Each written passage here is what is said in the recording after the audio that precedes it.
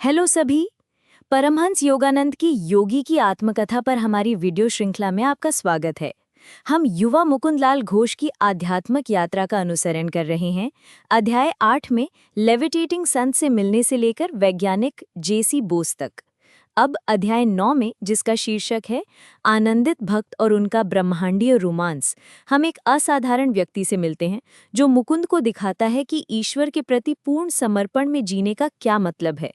ये अध्याय प्रेम, परमानंद और एक दिव्य संबंध के बारे में है जो बिल्कुल प्रेरणादायक है। चलिए इसमें गोता लगाते हैं। अध्याय 9 में मुकुंद, जो अभी भी भारत में एक किशोर हैं, का सामना मास्टर महाशय नामक एक उल्लेखनीय भक्त से होता है जो महान ऋषि रामकृष्ण परमहंस के शिष्य हैं।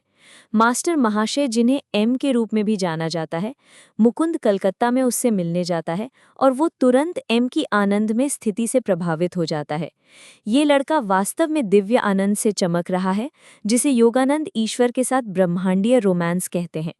ऐसा लगता है कि एम को ब्रह्मांड से ही प्यार है और उसका हर शब्द और हर काम उसे दर्शाता है। मास्टर महाशय अपनी गुरु रामकृष्ण के बारे में कहानियां शेयर करते हैं, जो अपनी गहन भक्ति और रहस्यमय अनुभवों के लिए जाने जाते थे। रामकृष्ण परमानंद में डूब जाते थे, पूरी तरह से दिव्य माँ के प्रेम में खो जाते थे, और एम भी वही भावुक भक्ति रखते हैं। जब एम ईश्वर के बारे में इतनी आत्मीयता से बात करते हैं तो मुकुंद मंत्रमुग्ध हो जाते हैं, जैसे वो पुराने दोस्त हों। एक पल जो सबसे अलग है वो ये है कि एम अपनी आध्यात्मिक साधना का वर्णन कैसे करते हैं। घंटों तक ध्यान करना, ईश्वर की उपस्थिति को इतनी स्पष्टता से महसूस करना कि दुनिया फीकी पड़ जाए। मुकुंद के लिए ये एक नई तरह की प्रेरणा है। उन्होंने उत्लोवन और इत्र बनाने जैसे चमत्कार देखे हैं, लेकिन एम की शांत हृदय से भक्ति उन्हें दिखाती है कि सबसे गहरे आध्यात्मिक अनुभव प्रेम और समर्पण से आते हैं। इस अध्याय के बारे में जो इतना शक्तिशाली है वो ये है कि मास्टर महाशय की सादगी उनके गहन आंतरिक जीवन के विपरीत है।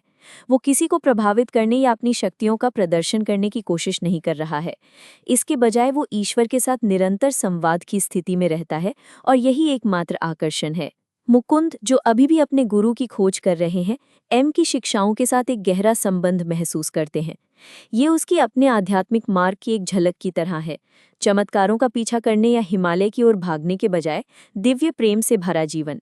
अध्याय उस समय भारत में रामकृष्ण की शिक्षाओं के प्रभाव पर भी प्रकाश डालता है।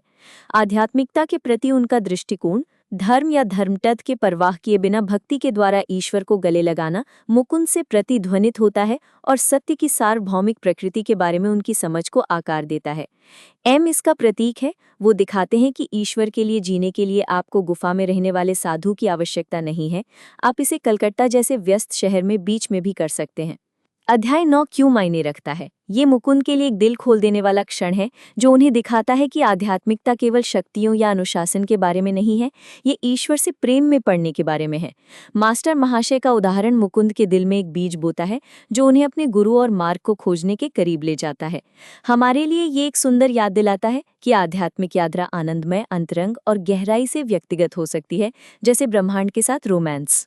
अध्याय 9 के लिए बस इतना ही। आपको मास्टर महाशय का भगवान के साथ ब्रह्मांडीय रोमांस कैसा लगा? क्या आपने कभी शुद्ध संबंध या खुशी का ऐसा पल महसूस किया जो अपने से बड़ा लगा? कमेंट्स में अपने विचार लिखें। हमारे अगले वीडियो में हम अध्याय 10 में गोता लगाएंगे, जहां मुकुंद अपने गुरु की खोज में एक बड़ा कदम आगे बढ़ाते हैं। अगली बार मिलते हैं।